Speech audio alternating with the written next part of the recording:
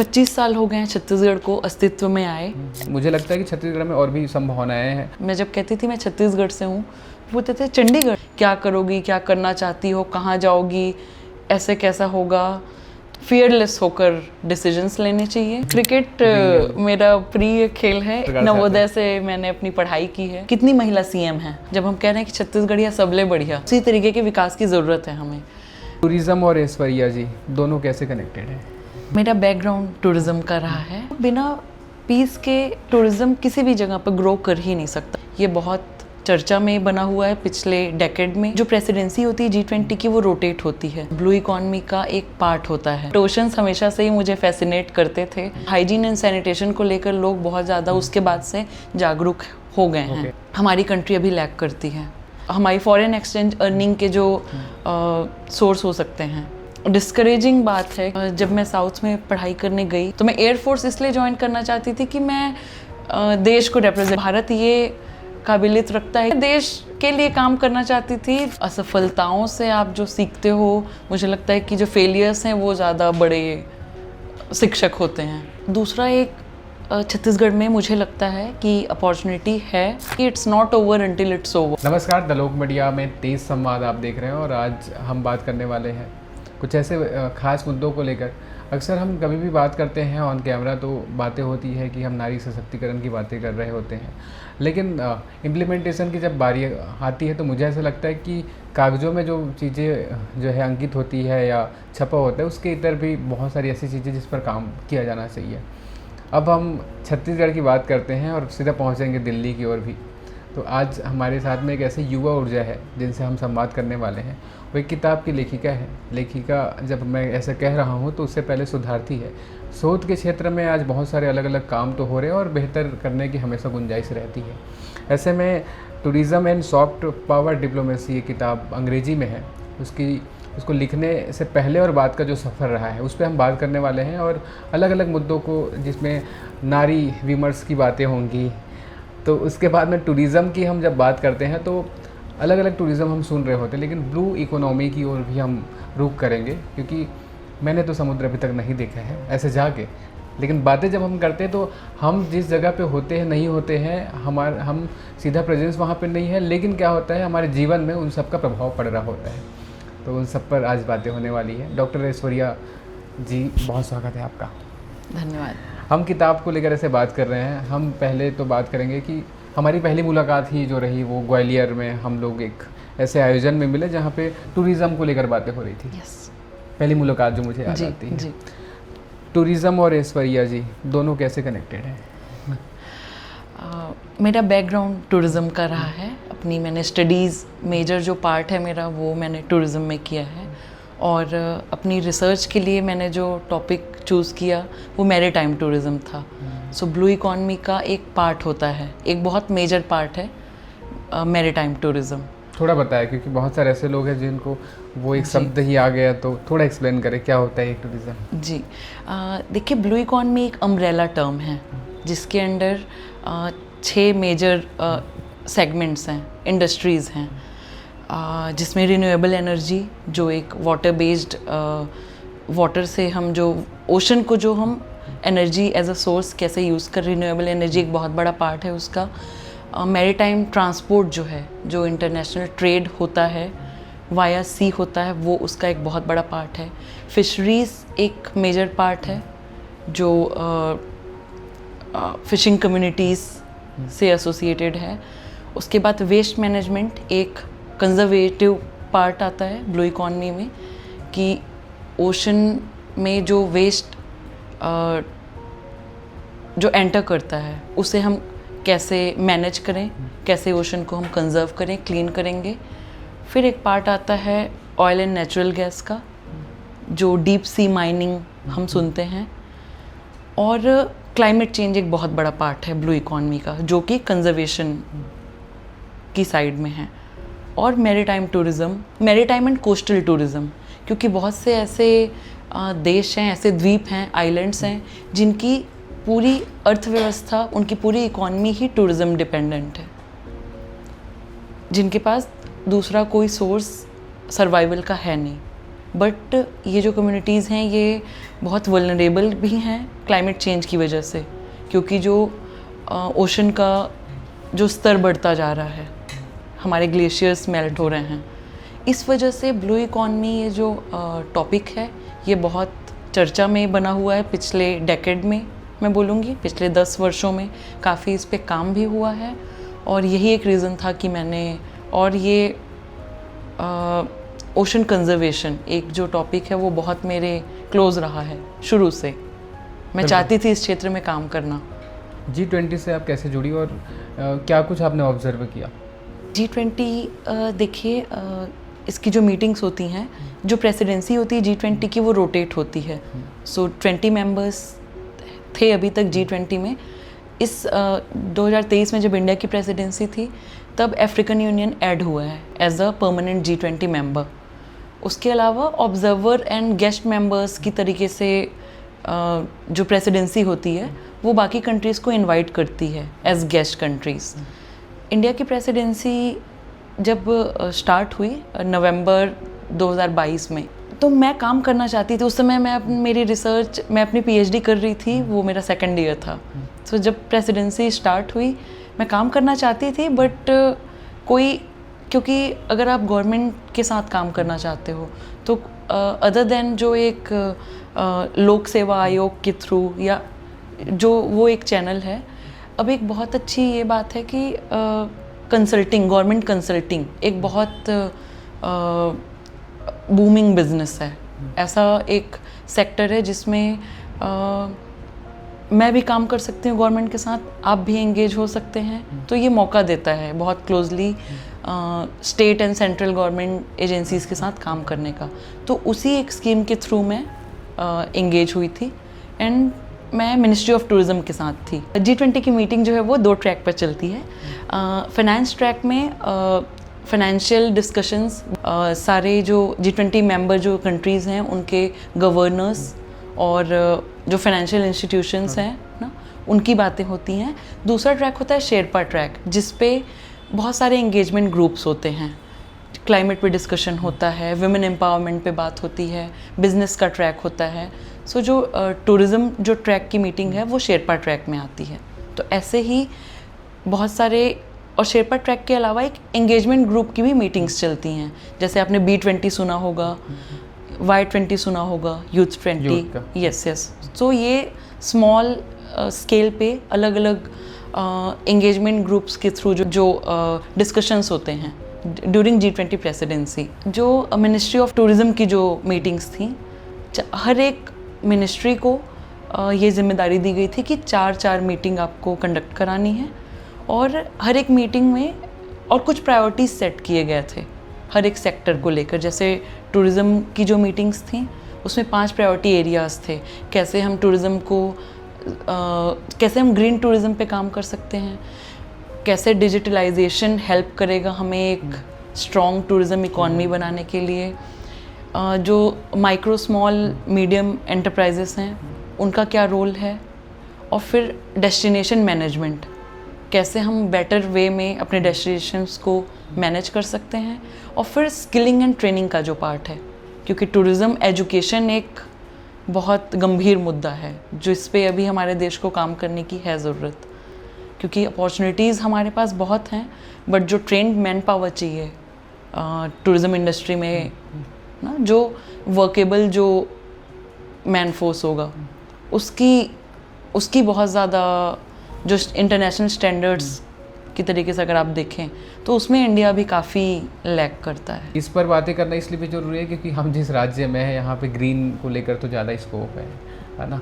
ऐसे आप blue economy की बात करते हैं तो हम लोग वैसे छत्तीसगढ़ में, आप जब ये सब देख रहे थे तो छत्तीसगढ़ जब जेहन में तो आना ही है, वो कैसा था कि टूरिज़्म को लेकर इंडिया लेवल पे तो जो भी वर्क हो रहे हैं, बहुत सारे केरला टूरिज़्म, MP टूरिज़्म काफ़ी अच्छे लेवल पे अपने जगहों का मतलब मार्केटिंग वगैरह सब कुछ करता है, लेकिन मुझे लगता है कि छत्तीसगढ़ में और भी संभावनाएं हैं, उसको बेहतर तरीके से मार्केटिंग की जा सकती है। अब हम ब्लू इकोनॉमी पे आते हैं जब, तो इसको लेकर जो आपके जो एक्सपीरियंसेस रहे हैं PhD वाले टाइम को लेकर, क्योंकि होता है कि जिस जगह पे आप जा रहे हैं फील्ड वर्क है, वो PhD तक का जो सफ़र रहा है और ख़ास करके फील्ड वाला वर्क है, उस पर हम जाएँ। जी मैंने जब अपनी रिसर्च शुरू की थी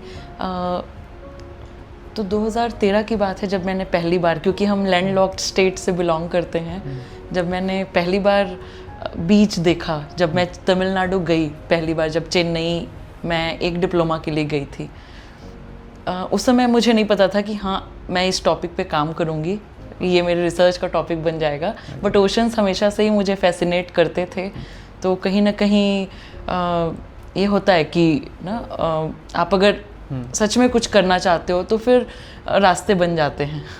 कैनार मिलाने वाला साजिश वाली बात है। जी जी जी। तो हाँ, तो बहुत कोई ऐसा मेरा एक होता है ना कि आप फ्रेमवर्क बना के चलते हो, ऐसा प्लान नहीं था ब्लू इकॉनमी को लेकर भी। जब मैंने अपनी रिसर्च शुरू की तो मुझे बहुत सारी चीज़ें पता चली कि एक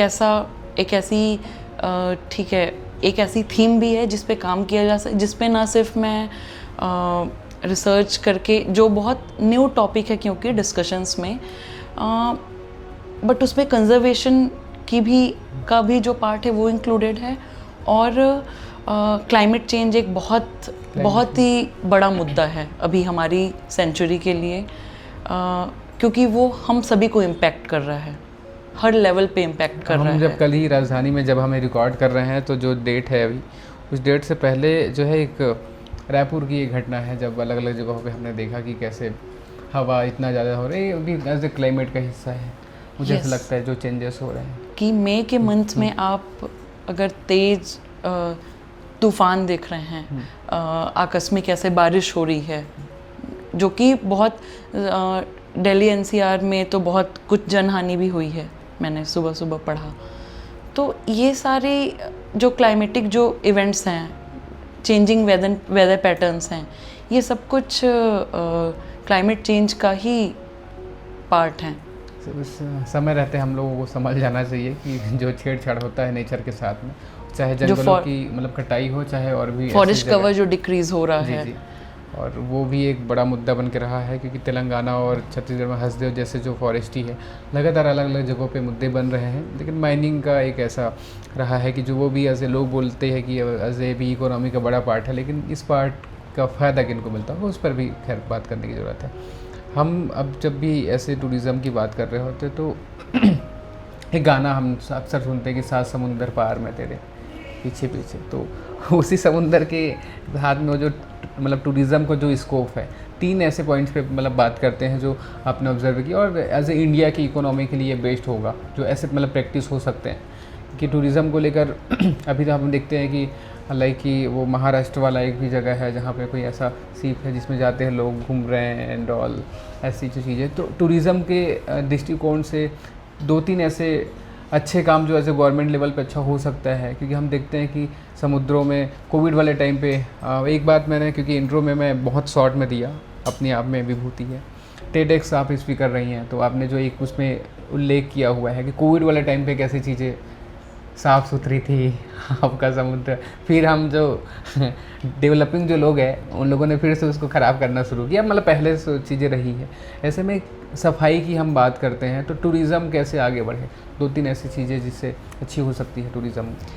देखिए, इंडिया के कॉन्टेक्स्ट में वेस्ट मैनेजमेंट एक बहुत बड़ा टॉपिक है, ना सिर्फ टूरिज़्म जिससे इम्पैक्ट होगा, या ओवरऑल अगर आप जैसे अर्बनाइजेशन बढ़ रहा है, जैसे जो माइग्रेशन हो रहा है शहरों में, गांव खाली हो रहे हैं हमारे, वेस्ट मैनेजमेंट एक बहुत बड़ा टॉपिक है, बहुत ऐसा एरिया है जिस पे काम करने की ना सिर्फ सरकार को, इंडिविजुअल लेवल पे हम सभी को काम करने की ज़रूरत है। अभी अगर आप कुंभ गए होंगे, आपने देखा होगा, हम बायो टॉयलेट इंस्टॉल कर देंगे, हम डस्टबिन्स लगा देंगे, लेकिन अगर अवेयरनेस नहीं है लोगों में कि उसे डिस्पोज कहाँ करना है, अगर वो विलिंगनेस नहीं दिखा, वो इनिशिएटिव नहीं लेते हैं, तो बाकी वो सारे इंस्टॉलेशन का मुझे नहीं लगता कोई मतलब रह जाता है। टूरिज़्म के कॉन्टेक्स्ट में भी जो डेस्टिनेशंस को डेवलप करने की बात होती है, बेसिक अमेनिटीज़ जो, क्योंकि कोविड-19 एक वो टाइम था जब हाइजीन को लेकर बहुत, हाइजीन एंड सैनिटेशन को लेकर लोग बहुत ज़्यादा उसके बाद से जागरूक हो गए हैं, जो एक लेवल मेंटेन करने की हर एक डेस्टिनेशन को ज़रूरत होती है। और इन टर्म्स में हमारी कंट्री बहुत ही पीछे है मैं कहूँगी। और इसका एक बहुत बड़ा रीज़न एक जो सिविक सेंस डेवलप करना होता है सिटीजन्स में, उसमें ही हम कहीं ना कहीं बहुत पीछे हैं। तो वेस्ट मैनेजमेंट जो पार्ट है, क्लीनलीनेस एंड हाइजीन वाला जो फैक्टर है, वो एक ऐसा फैक्टर है जिसको इम्प्रूव करने की ज़रूरत है अप टू इंटरनेशनल स्टैंडर्ड्स, जिस पे बहुत काम किया जा सकता है। और एक इंफ्रास्ट्रक्चर को लेकर मैं कहना चाहती हूँ, जो हम जब कहते हैं कि हमारा जो टूरिज़्म पोटेंशियल है वो अभी तक हमने टैप नहीं किया है। हम कहते हैं कि इंडिया में जो हमारा हेरिटेज है, जो हमारे पास रिसोर्सेज हैं टूरिज़्म के, जो बहुत बड़े एक हमारी फॉरेन एक्सचेंज अर्निंग के जो सोर्स हो सकते हैं, अगर उन्हें हमें पूरी तरीके से यूटिलाइज़ करना है तो टूरिस्ट को जो रिक्वायरमेंट्स हैं, इंफ्रास्ट्रक्चर उसमें एक बहुत बड़ा पार्ट है जो हमारी कंट्री अभी लैक करती है। एग्ज़ाम्पल मैं देना चाहती हूँ, दुबई को देखिए आप।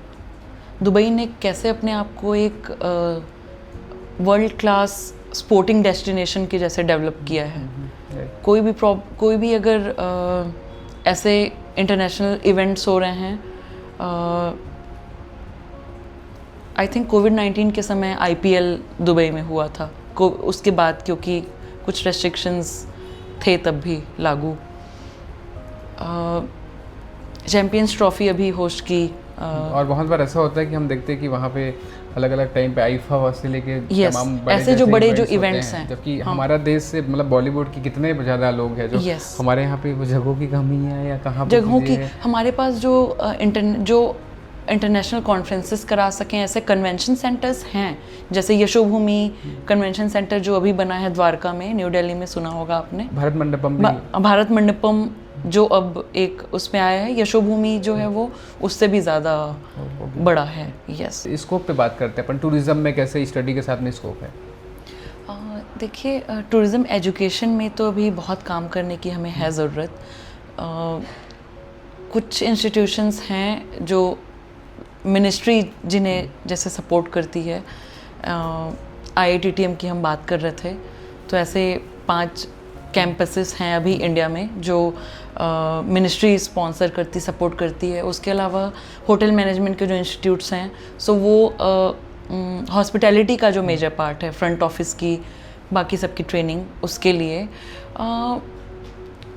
एक जो अगर आप करियर प्रोस्पेक्ट में देखें टूरिज़्म को, तो जो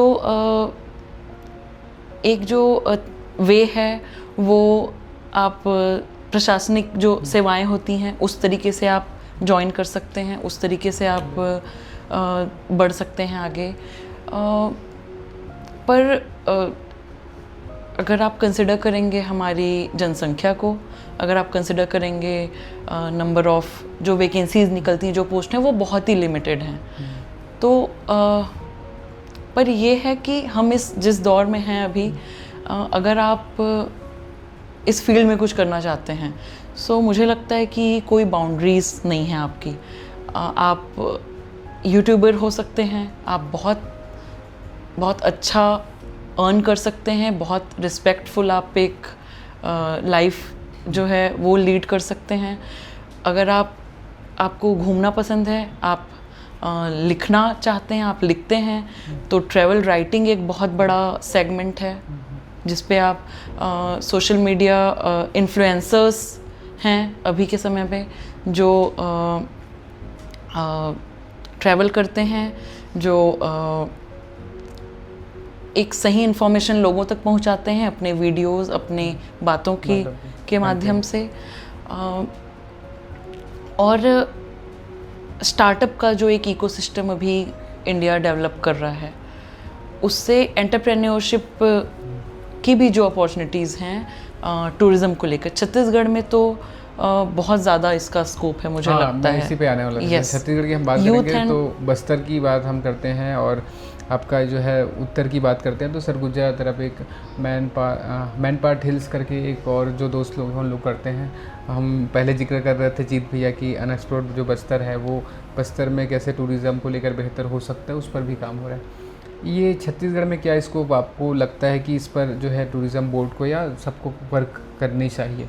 क्योंकि आप जब किसी भी जगह पे रहते हैं, आप साउथ में भी पूरे देश में अलग अलग जगह यात्रा कर रही होती हैं, बाकी भी टूरिज़्म को देखते हैं आप। जी। ऐसे में जो छत्तीसगढ़ को ऑब्जर्व करने के बाद कि कहाँ कमियाँ हैं या कहाँ पे हम बेहतर तरीके से अपने जो है टूरिज़्म को प्रमोट कर सकते हैं? मुझे ऐसा लगता है कि एक बहुत इम्पॉर्टेंट पार्ट होता है किसी भी डेस्टिनेशन का, किसी भी स्टेट की जो टूरिज़्म इकॉनमी उसको स्ट्रेंथन करने का, वो है हमारा जो ट्रांसपोर्ट है। कोई भी टूरिस्ट है वो जब किसी डेस्टिनेशन पर जाता है तो एंड टू एंड जो ट्रांसपोर्ट की जो व्यवस्था होती है उसमें छत्तीसगढ़ अभी बहुत, क्योंकि हमारे पास जो अगर कोई टूरिस्ट है वो बाय एयर आ रहा है, उसमें भी बहुत लिमिटेड ऑप्शंस हैं। अगर आप रोड कनेक्टिविटी की बात करेंगे, अगर आप जो कन्वेंस जो होता है, बसेस बोलिए, आप टैक्सीज़ बोलिए, टूरिस्ट टैक्सीज़, वो नेग्लिजिबल है ऑलमोस्ट। वो बहुत इम्पॉर्टेंट पार्ट है किसी भी टूरिस्ट को अट्रैक्ट करने का, टूरिज़्म ग्रो कैसे करे उसका। तो मुझे लगता है कि इस पे काम करना सबसे पहले ज़रूरी है। महिलाओं का जो प्रतिनिधित्व रहा है मेन स्ट्रीम की, वो पॉलिटिक्स में बोलो या चाहे हर वो पॉलिसी मेकिंग, सभी में बोलेंगे कि जो है किचन के बाहर जो महिलाओं का जो वर्क रहा है, आज वो जो है वो फाइटर जेट भी उड़ा रही है, सब तरह की चीज़ें हो जा रही है। लेकिन ग्राउंड पर जो हम रूरल इंडस्ट्री या उन जगहों पे बात करते हैं, महिला समूह के माध्यम से लोगों को तो ठीक है कि समूह बन के काम मिल जा रहा है, बहरहाल वो भी। लेकिन हम बात करते हैं कि भौगोलिक परिदृश्य से जो अलग अलग जगहों पे आप जब जाती हैं, कितना प्रतिनिधित्व सुनिश्चित हुआ है और कितना काम करने की ज़रूरत आपको लगता है? देखिए, मैं सिर्फ ये हमारे देश के कॉन्टेक्स्ट में नहीं बोल रही हूँ, जो मैंने ग्लोबल एक जो ट्रेंड है वो ऑब्ज़र्व किया है। महिला सशक्तिकरण के लिए महिलाओं को एक जो वुमेन एम्पावरमेंट हम टर्म सुनते हैं बहुत, जो अभी आजकल यूज़ में है, उसके लिए मुझे ऐसा लगता है कि सबसे जो इम्पोर्टेंट पार्ट जो प्ले करना है वो मैन कम्युनिटी को प्ले करना होता है। क्योंकि बिना हमारे सपोर्ट के, बिना ऐसे माहौल के किसी भी फील्ड में, किसी भी स्तर पर महिलाएं, आप स्टार्ट करिए ये चीज़ घर से, अपने घर से। घर में अगर कोई बच्ची है, उसे अगर पेरेंट्स का सपोर्ट मिलता है उस तरीके से जैसे उसके भाई को जैसी शिक्षा दी जा रही है, उसके जो हम जिस तरीके की शिक्षा की हम व्यवस्था अपने बेटों के लिए करते हैं। अभी एक कुछ रिसर्च हुई है इस पे कि दिल्ली में, क्योंकि स्कूलों की क्वालिटी सरकार ने अच्छी की है, दिल्ली के जो स्कूल हैं वो अब क्वालिटी एजुकेशन के लिए जाने जा रहे हैं, जो सरकारी स्कूल हैं, पर उसमें जो एडमिशन्स हैं वो जो फीमेल जो चिल्ड्रन हैं उनका ज़्यादा है। ये एक तरीके से अच्छा नंबर है, ये अच्छी बात है कि हम विमेन चाइल्ड को ज़्यादा उनका एजुकेशन में पार्टिसिपेशन बढ़ रहा है। बट इस स्टडी का एक जो नेगेटिव पार्ट है वो बाहर आया कि क्योंकि सरकारी स्कूल में फ़ीस कम है, तो फीमेल जो चिल्ड्रन हैं उन्हें पेरेंट्स सरकारी स्कूल में भेज रहे हैं ताकि वो अफोर्ड कर सकें बड़े स्कूलों की फ़ीस और अपने बेटों को वहाँ भेज सकें। आप एक बात बताइए, ये कैसी विडंबना है। हम जहाँ पर, अगर आप इस पे इसकी पॉजिटिव साइड्स देखने जाएं, तो अगर हम सुपरफिशियल लेवल पे देखेंगे तो यही लगेगा कि बच्चियाँ पढ़ रही हैं, ये बहुत अच्छी बात है, इतने बच्चियों का इनरोलमेंट हो रहा है और एजुकेशन के लिए माँ बाप जो हैं जागरूक हो गए हैं। लेकिन अगर आप इसके एसेंस में जाएं तो ये कितनी डिस्करेजिंग बात है कि क्वालिटी एजुकेशन को लेकर भी कि सरकारी स्कूलों में क्या स्थिति है, और एक जो ट्रेंड चला हुआ है प्राइवेट स्कूलिंग का और उसका।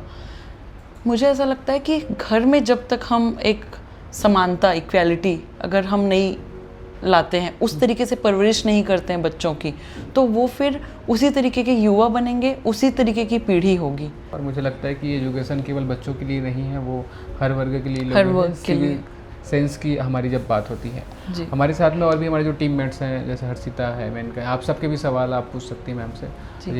ये मुझे एक बहुत अच्छी बात लगी आपके ऑफिस की, मैं पहली बार विजिट कर रही हूँ, कि जब हम कहते हैं कि हमें चेंज करने की ज़रूरत है, चेंज लाने की ज़रूरत है, और वो चेंज मुझे लगता है कि हमें अपने आप से शुरू करना चाहिए। तो मैं इसके लिए आपको कॉन्ग्रेचुलेट करना चाहती हूँ कि आप एक महिला को उसकी बात रखने का अपने प्लेटफॉर्म के थ्रू मौका दे रहे हैं, और आपका जो स्टाफ है, मेजॉरिटी जो है वो फीमेल स्टाफ है, तो ये एक बहुत अच्छी चीज़ है। और मुझे ऐसा लगता है कि क्योंकि मैं जिस बैकग्राउंड से आता हूँ, मतलब मेरी माँ अभी तक कोई भी स्कूल ही नहीं गई है, कभी नहीं गई है, लेकिन माँ कभी भी जब सवाल पूछती थी तो वो पूछा करती थी कि भाई कैसे चल रहा पढ़ाई।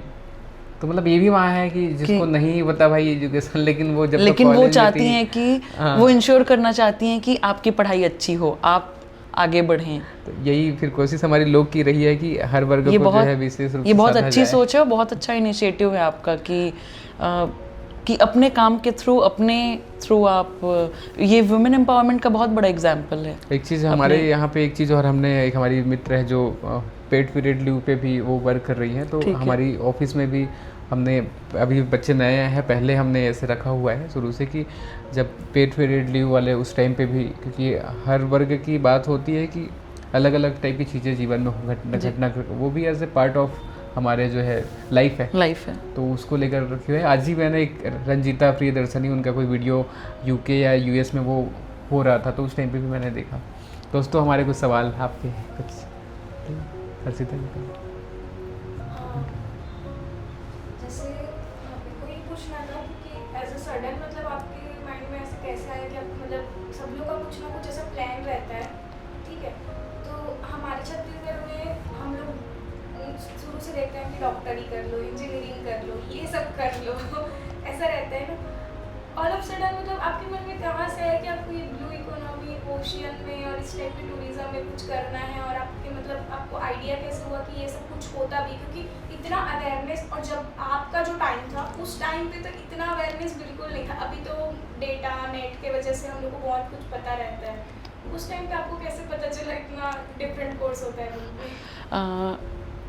इसके पीछे भी जैसे अभी मैं थोड़ी देर पहले कह रही थी कि हमें ऐसा माहौल बनाना पड़ेगा अपने घर पे। मेरी जो मदर थी उनकी भी स्टडीज़ बीच में रुक गई जब उनकी शादी हुई, उसके बाद फिर मैं हो गई। तो और हम लोग दो बहनें हैं, तो मेरी मदर को हमेशा से उन्होंने अपब्रिंगिंग ही हमारी ऐसी की है कि तुम ही बेटा हो, तुम ही कोई एक होता है परिवार में, एक वो रहता था कि भाई नहीं है इनका।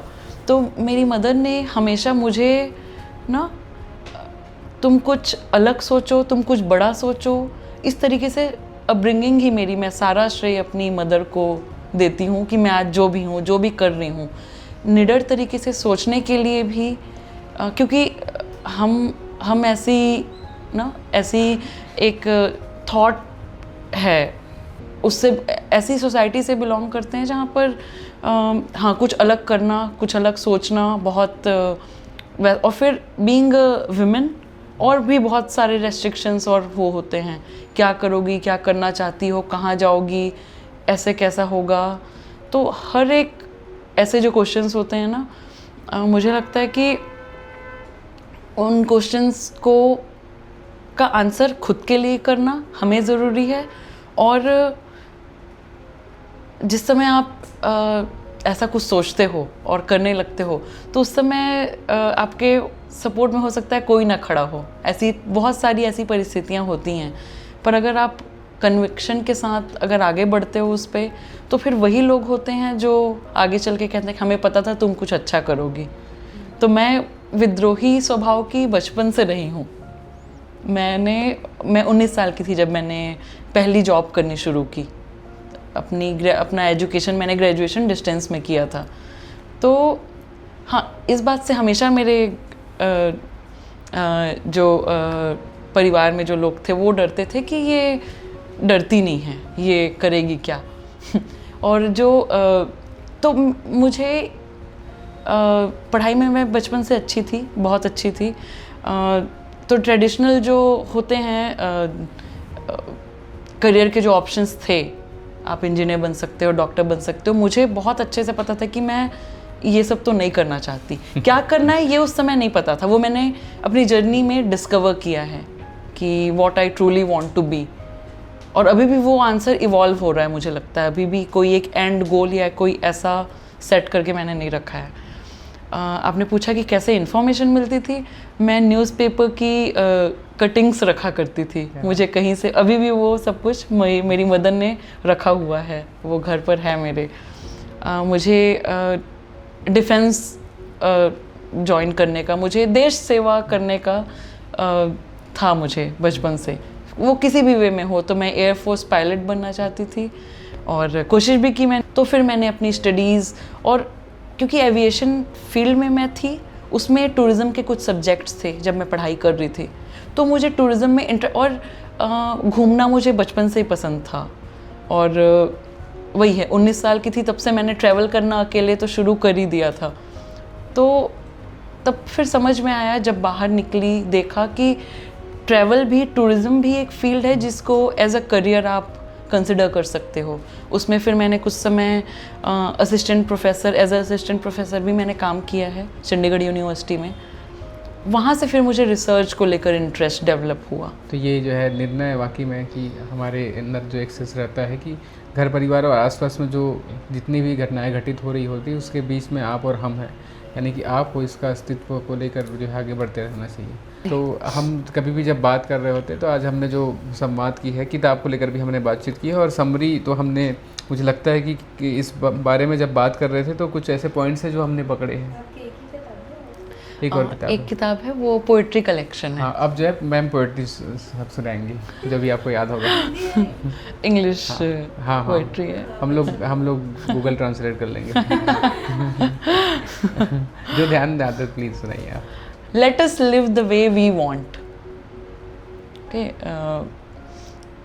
if I want to be a pilot, let me decide that what I want to pursue. In the pursuit of being a good wife, good daughter, good mother, when age comes.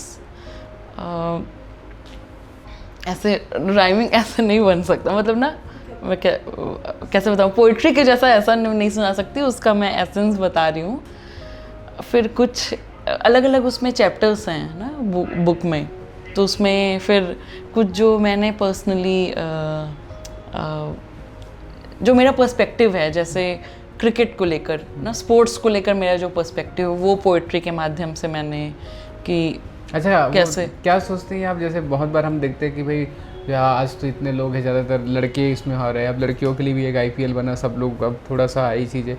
Cricket को लेकर क्या सोचती हैं आप? Cricket मेरा प्रिय खेल है। एक समय था जब मैं, हाँ, क्रिकेट की फील्ड में भी मैं सोचती थी कि जैसे बताया मैंने कि मैं देश के लिए काम करना चाहती थी।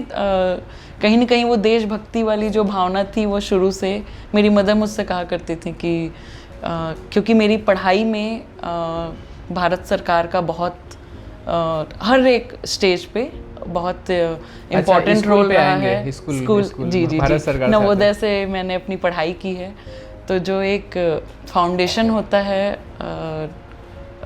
स्टडीज़ का, वो मुझे बहुत अच्छा मिला, बहुत अच्छा वो सफ़र था। फिर मेरे मास्टर्स के दौरान भी, और फिर जब काम करने का मौका भी लगा, तो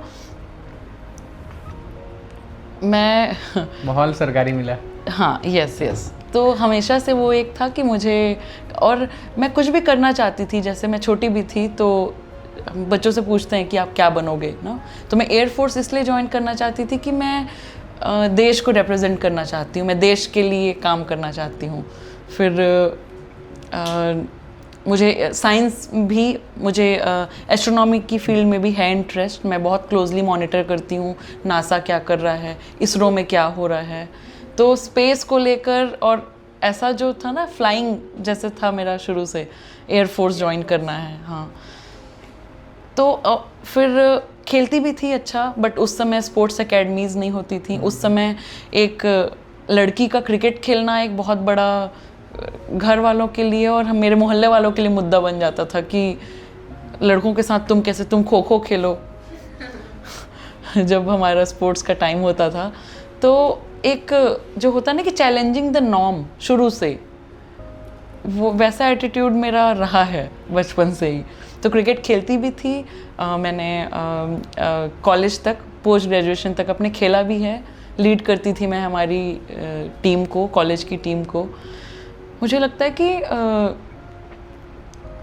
क्रिकेट मतलब एक ऐसा स्पोर्ट है जो ये सिखाता है हमें कि it's not over until it's over. Last ball तक, लास्ट मोमेंट तक जो एक अनसर्टेनिटी है, मुझे लगता है दैट इज़ मैजिक। लाइफ को लेकर भी मैं यही सोचती हूँ, यही एक एटीट्यूड रखती हूँ, कोशिश करती हूँ कि because I believe in magic ना। यूनिवर्स, हम एक ऐसे प्लैनेट पे रह रहे हैं जो कि एक फ्लोटिंग रॉक है एक तरीके से ना, एंड वी आर सर्वाइविंग। सो मैं बिलीव करती हूँ कि वैसी लाइफ भी हमें सरप्राइज़ करती है, चैलेंज करती है। और बहुत बार ऐसा होता है कि जब हम ऐसा मान लेते हैं, सोच लेते हैं कि बस अब कुछ नहीं हो सकता, बस अब इसके आगे कुछ है नहीं, या हमें दिख नहीं रहा होता है। पर एक मोमेंट ऐसी ताकत रखता है कि वो हमारी पूरी लाइफ, पूरा पर्सपेक्टिव और हमारी पूरी दिशा बदल सकता है, इतनी काबिलियत रखता है। क्रिकेट एक वैसा ही गेम है, अनिश्चितताओं का गेम बोला जाता है जैसे। यस, बट जब हम देखते हैं कि कोई टीम हार भी रही होती है, जब हमें पता चल गया है कि अब ये टारगेट चेजेबल नहीं है ना, फिर भी जो एक स्पिरिट के साथ खेलती है, ग्राउंड पे खड़ी रहती है, और हारना भी हमें कितना कुछ सिखाता है। हार बनता है हौसला। जी। तो हमेशा इट्स नॉट अबाउट कि आप कितने मैचेस जीतते हो, कितने आप ना, या कितनी बार आप सफल हुए हैं। असफलताओं से आप जो सीखते हो, मुझे लगता है कि जो फेलियर्स हैं वो ज़्यादा बड़े शिक्षक होते हैं। बिल्कुल, मुझे भी ऐसा लगता है। जब मैं 11वीं में था तो मुझे ऐसा लगा था, 12वीं की परीक्षा से पहले मैंने एक आर्टिकल लिख रहा था, हार बनता हौसला। उस समय एक वीडियो गेम खेल रहा था, तो जैसे ही मोटो रेसिंग था, ऐसे आगे बढ़ता, गाड़ी रुक जाती, फिर मैं बोलता अभी तो 50,000 स्कोर हुआ है, नेक्स्ट में 60,000 जाएंगे।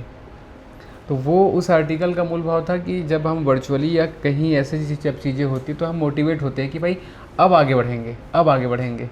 ये जब लाइफ में होता है, कुछ ऐसे फेलियर्स आते तो उस टाइम पे फिर हम थोड़े से रहता भाई कि आप गिव अप करते, तो गिव अप नहीं करना है, क्योंकि जीवन है यात्रा और यात्री हैं हम, अभ्यास है जीवन और विद्यार्थी हैं हम, तो सीखते रहना है।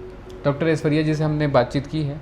हम लोगों ने जब बातचीत किया तो हमारे पास पहले तो कुछ टॉपिक ऐसा था कि हम केवल कन्वर्सेशन करेंगे, ऑन रिकॉर्ड बात करेंगे। इसमें बहुत सारे अच्छे पॉइंटर्स हैं जो अंकिता के माध्यम से आपको जो है देखने मिलेगा, वीडियो क्लिप के माध्यम से।